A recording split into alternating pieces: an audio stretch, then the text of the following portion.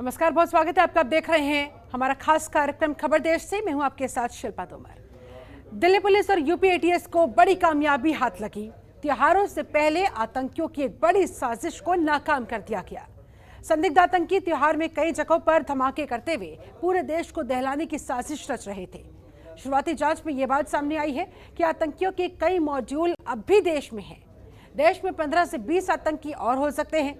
प्रयागराज से गिरफ्तार आतंकी जिशान और विस्फोटक दिल्ली लाए जा रहे हैं। इतनी ही मात्रा में विस्फोटक मिलने के बाद सुरक्षा एजेंसियों के कान खड़े हो गए हैं, पूरी तरह से अलर्ट मोड पर आ चुकी हैं। आतंकियों के इस मॉड्यूल का पर्दाफाश होने के साथ ही पाक खुफिया एजेंसी आईएसआई और अंडरवर्ल्ड की साठगांठ भी सामने आ रही है। आईएसआई ने अंडरवर्ल्ड के साथ देश को दहलाने की साजिश की अपनी नई रणनीति अपनाई है। इसमें एक ग्रुप को नवरात्र और रामलीलाओं के दौरान भीड़भाड़ वाली जगहों पर बम धमाके करने थे, उन जगहों की पहचान करनी थी, तो दूसरे ग्रुप को टारगेट किलिंग करनी थी। ये उन्हें काम दिया गया था। पाकिस्तान में बैठे अंडरवर्ल्ड डॉन दाऊद इब्राहिम और उसके भाई अनीस को भारत में हथियार पहुंचाने थे, फंडिंग का सारा इंतजाम करना था। इलाहाबाद यूपी से विस्फोटक हथियार गोला बारूद बरामद किया गया। ऐसे में सवाल ये कि क्या त्योहारों पर थी देश को दहलाने की साजिश? देश में और कितने हैं आतंकी मॉड्यूल? आज इन्हीं कुछ सवालों के साथ करेंगे अपने मेहमान के साथ खास चर्चा।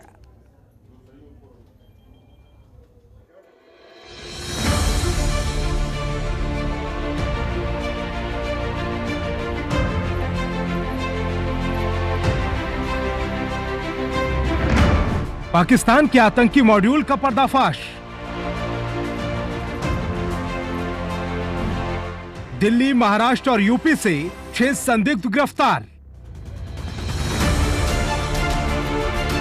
14 दिन के पुलिस रिमांड पर भेजे गए संदिग्ध।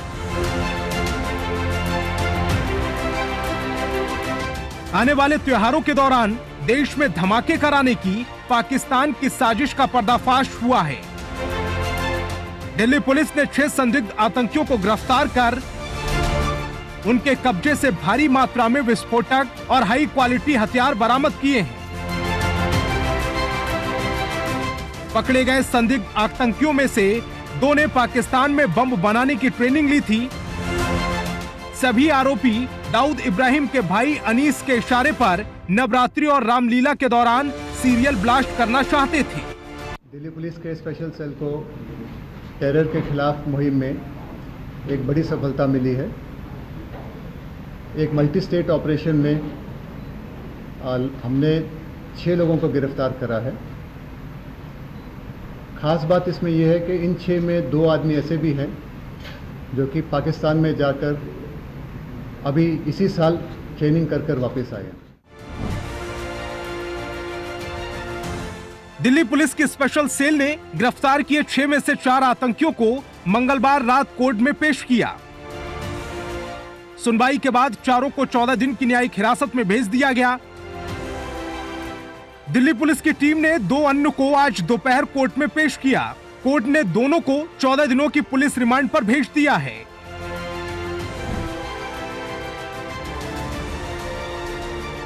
दिल्ली समेत 3 राज्यों में पकड़े गए आतंकियों का यह नेटवर्क कई राज्यों में फैला हुआ है। दिल्ली पुलिस की स्पेशल सेल के डीसीपी प्रमोद कुशवाहा ने बताया है कि जानकारी मिलने के बाद एक मल्टी स्टेट ऑपरेशन चलाया गया। इस दौरान दिल्ली, उत्तर प्रदेश और राजस्थान से ये आतंकी पकड़े गए हैं। केंद्रीय एजेंसी से हमें एक इनपुट मिला था कि भारत के कुछ प्रमुख शहरों में कुछ आतंकी घटनाएं करने की एक साजिश हो रही है, जो कि बॉर्डर के उस पार से है। इस सीरियस इनपुट को देखते हुए दिल्ली पुलिस के स्पेशल सेल ने एक खास टीम कॉन्स्टिट्यूट करी। इसको ऑपरेशन को कंक्लूड करते हुए हमने सिमल्टेनियसली कई राज्यों में रेड करी। दिल्ली पुलिस ने कहा है कि हमारे पास 10 टेक्निकल इनपुट थे। 2 संदिग्ध आतंकी अप्रैल में मस्कट गए थे। उन्हें मस्कट से 22 शिप पाकिस्तान ले जाया गया। वहां एक फार्म हाउस में रखकर विस्फोटक बनाने और AK-47 चलाने की 15 दिनों की ट्रेनिंग दी गई। पकड़े गए संदिग्ध आतंकियों को 2 टीमों में बांटा गया था। इनमें एक को दाऊद इब्राहिम का भाई अनीस इब्राहिम गाइड कर रहा था। इस टीम का काम सीमा पार से हथियार लाना और उन्हें अलग अलग राज्यों में भेजना था। यही टीम आने वाले फेस्टिवल सीजन में आईईडी प्लांट करने वाली थी। नवरात्रि और रामलीला के दौरान भीड़ भरे इलाके में सबको निशाना बनाना था। ब्यूरो रिपोर्ट, जनतंत्र टीवी।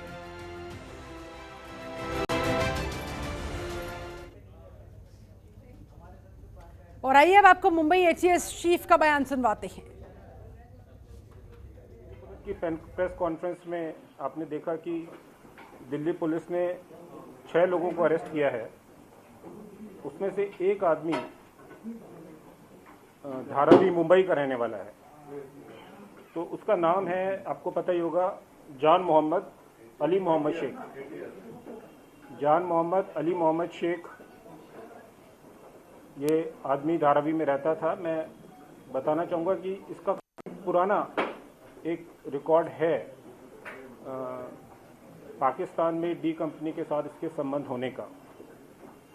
लगभग 20 साल पुराना रिकॉर्ड है। हमारी नज़र में ये आदमी था, लेकिन ये इन्फॉर्मेशन कि ये जो केस हुआ है, ये इन्फॉर्मेशन हमारे पास नहीं थी। ये सेंट्रल एजेंसी की इन्फॉर्मेशन थी जो दिल्ली पुलिस को दी गई। 9 तारीख को इसने जाने का प्रोग्राम बनाया दिल्ली। इसको रास्ते में जब ट्रेन कोटा पहुंची तो इसको अरेस्ट किया गया। इसके पास कोई एक्सप्लोजिव्स नहीं मिले, इसके पास कोई वेपन नहीं मिला। इंफॉर्मेशन है वो दिल्ली पुलिस के पास है। हमारी एक टीम आज शाम को दिल्ली जा रही है। इसको जान मोहम्मद को इंट्रोगेट करेंगे और जो भी इंफॉर्मेशन दिल्ली पुलिस के पास है वो हम लेकर आएंगे। हमारे पास जो इंफॉर्मेशन है वो हम दिल्ली पुलिस को देंगे। तो कुल मिलाकर कड़ी से कड़ी जोड़ने की कोशिश और जो आतंकी छिपे हुए हैं उन तक पहुंचने की कोशिश। इसी मुद्दे पर चर्चा करने के लिए हमारे साथ राजेश पांडे, रिटायर्ड आईपीएस अधिकारी हैं, वो जुड़े हुए। बहुत बहुत स्वागत है सर आपका। और रामानुज भट्ट हमारे साथ, हमारे संवाददाता भी मौजूद है। रामानुज, चर्चा की शुरुआत में आपके साथ करना चाहूंगी। 14 दिन की पुलिस रिमांड में भेज दिया गया है इन सभी संदिग्ध आतंकियों को। फिलहाल और क्या अपडेट और क्या सुगबुगाहट इस पूरे मामले को लेकर, किस तरह की हलचल देखी जा रही है?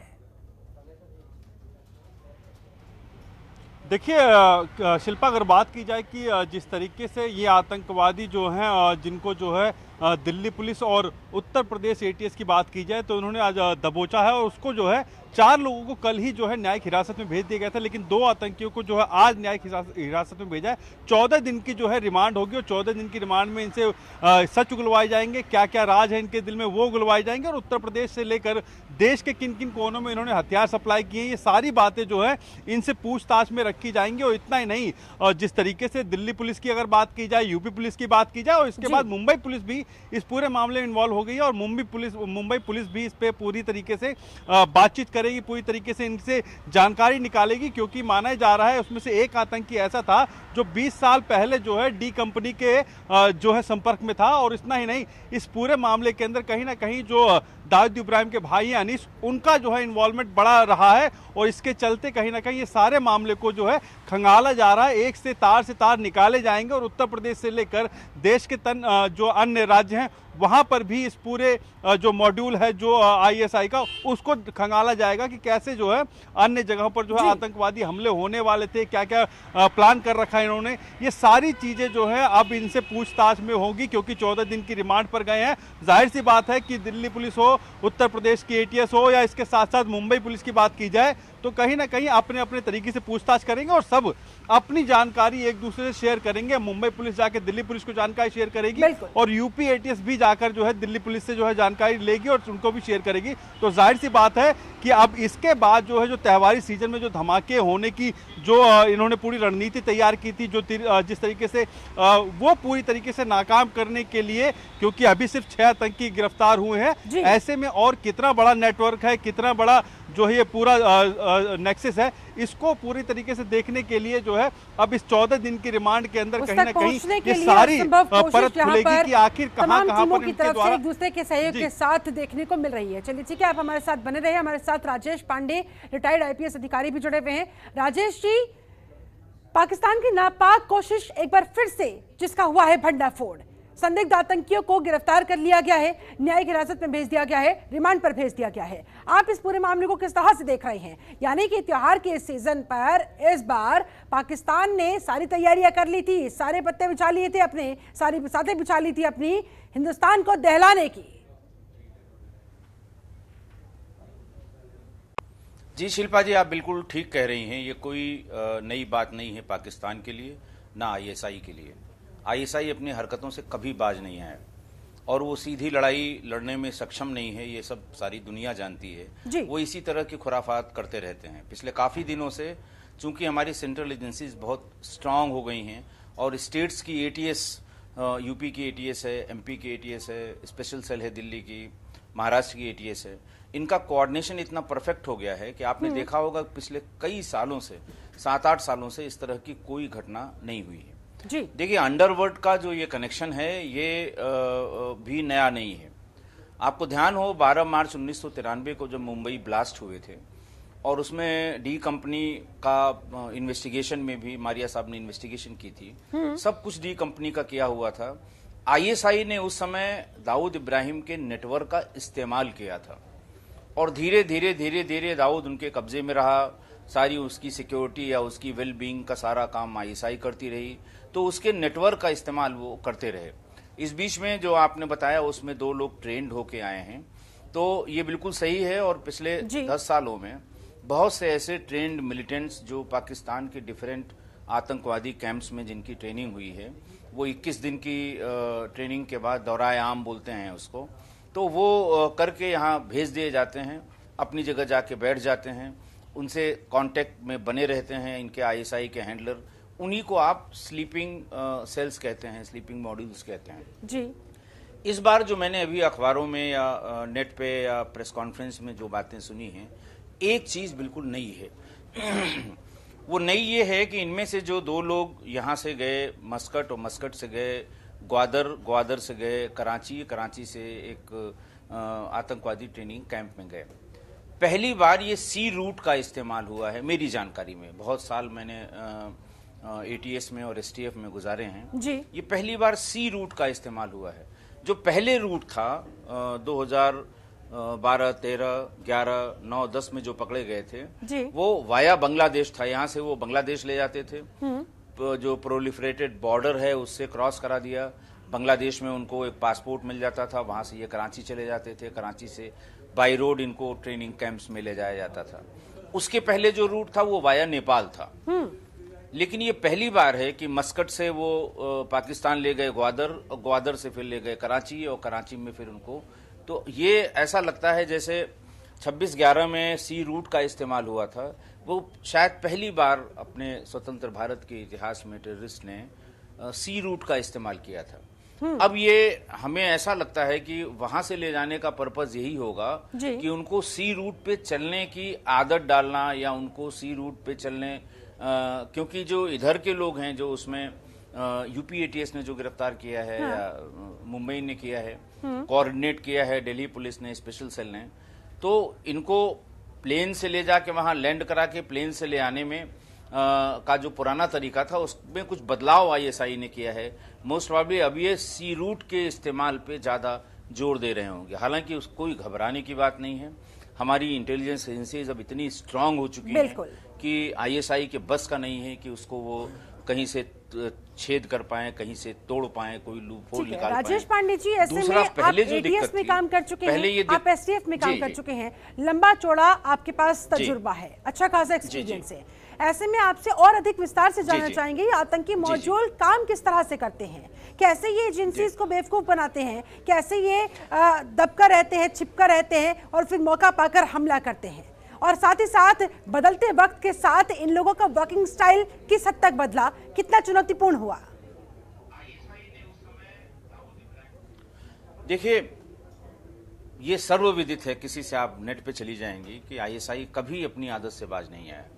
वो यहाँ से इनोसेंट लड़कों को दूसरे के माध्यम से जाल में फंसाते हैं जी। 21 दिन की या 14 दिन की ट्रेनिंग वहाँ कराते हैं। उसमें खासकर वो जो बम बनाने की प्रक्रिया है, चाहते ये हैं कि उनको लोकल मटेरियल से बम वो बना लें। पहले जो आरडीएक्स लेने में उन्हें दिक्कत होगी, तो लोकल मटेरियल से बम बनाना, उसका टाइमर लगाना, उसका सर्किट लगाना, ये सब वहाँ सिखाते हैं। छोटे आर्म्स की हैंडलिंग सिखाते हैं। और दूसरा ये बताते हैं कि आपको कम्युनिकेशन में कैसे बना रहना है। पहले मोबाइल फोन थे, मोबाइल फोन ट्रैक हो जाते थे, उनके कॉल्स लिसनिंग पे आ जाते थे। बिल्कुल। लेकिन अब इन्होंने इंटरनेट के तमाम एप्स का इस्तेमाल करना शुरू किया। ये व्हाट्सएप कॉल पे बात करते हैं जिनको हम इंटरसेप्ट नहीं कर पाते। बहुत कम मामलों में व्हाट्सएप की कॉल या इंटरनेट की, क्योंकि इंटरनेट की जो कॉल होती हैं वो वॉइस पैकेट्स की होती हैं, डाटा पैकेट्स की होती हैं, और जो नॉर्मल कॉल हैं वो वॉइस पैकेट की होती हैं। वॉइस की तो आप इंटरसेप्ट कर सकते हैं, डाटा को इंटरसेप्ट करना थोड़ा कठिन काम है।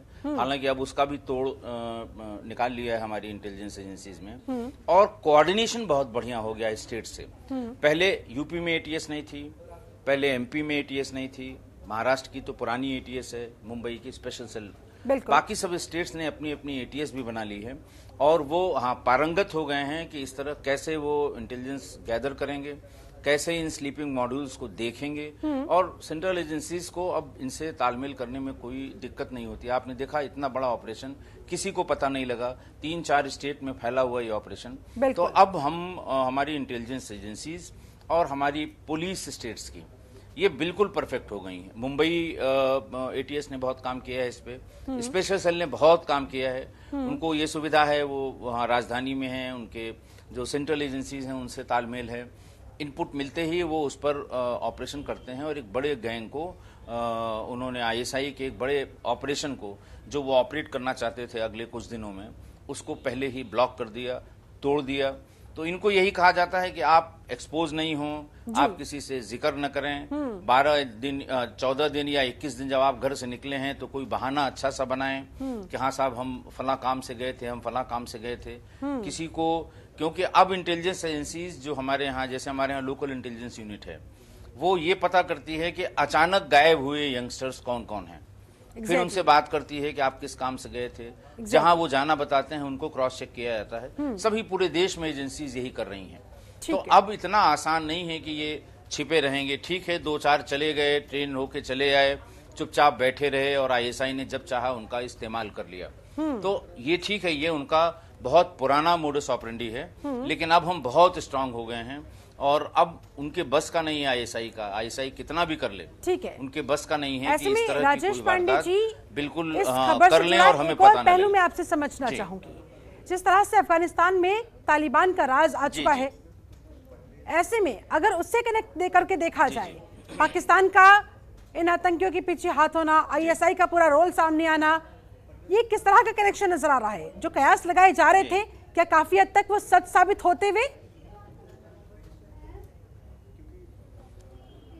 देखिए, एक बात तो ये है कि ये जो पॉलिटिकल डेवलपमेंट वहाँ का है वो तो वरिष्ठ अधिकारी लोग जानेंगे, उसके लिए हम अधिकृत भी नहीं हैं जी। जहाँ तक टेरर की बात है, हाँ, हमें जो मुख्य डर है, जो हमें ज्यादा दिक्कत हो रही है कि अगर अफगानिस्तान की जमीन का इस्तेमाल टेरर एक्टिविटी के लिए किया गया, जो उन्होंने आते ही कहा कि नहीं हम नहीं होने देंगे, ये नहीं करने देंगे वो, लेकिन उनका जो प्रीवियस रिकॉर्ड है, पास्ट रिकॉर्ड है, जहाँ तक टेररिज्म का संबंध है, वहीं जमीन का इस्तेमाल करके 9/11 हुआ और वहीं जमीन का इस्तेमाल करके पाकिस्तानी ट्रेनिंग कैंप्स में लोग ट्रेंड किए गए और 26/11 हुआ। बिल्कुल।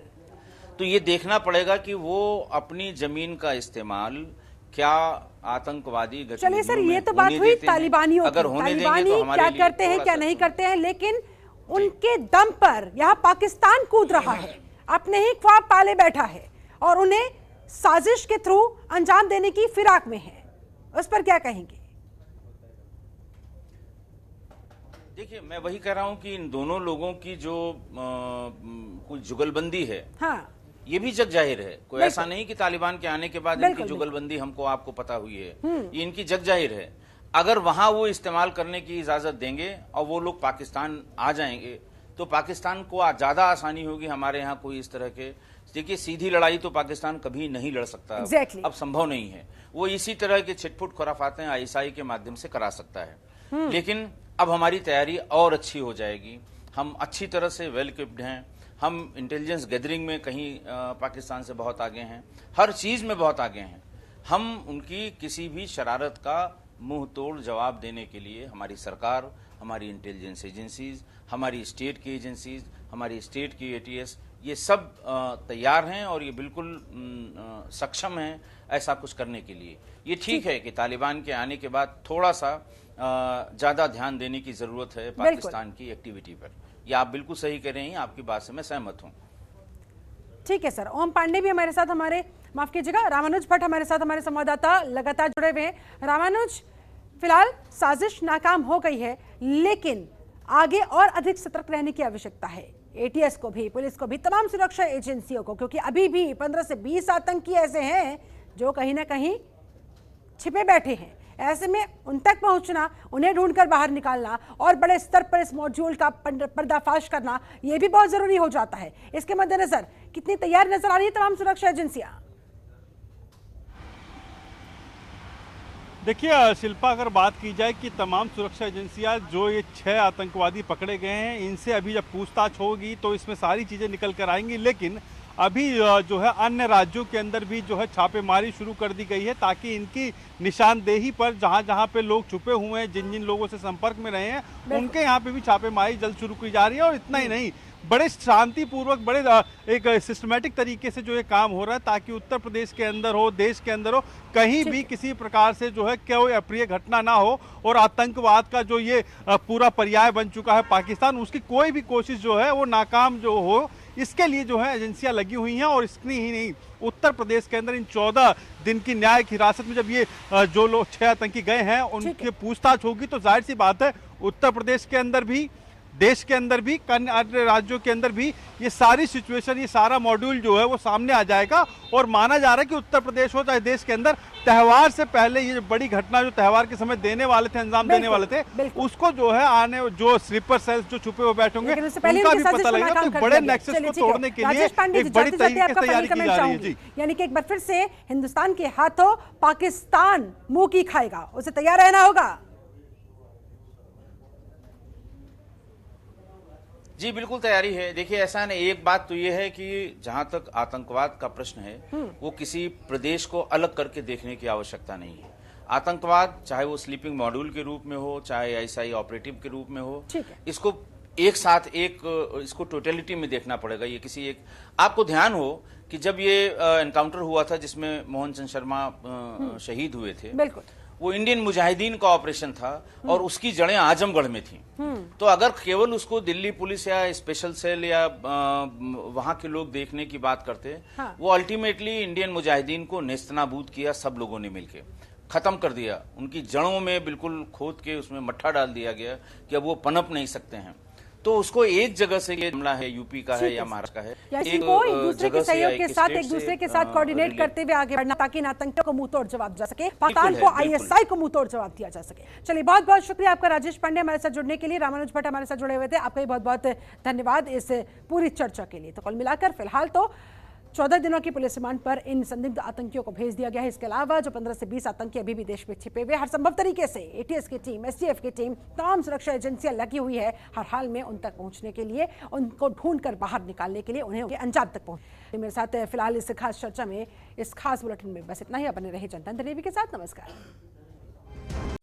खबरों के निष्पक्ष विश्लेषण के लिए सब्सक्राइब करें Jantantra TV and press the bell icon. Never miss any update.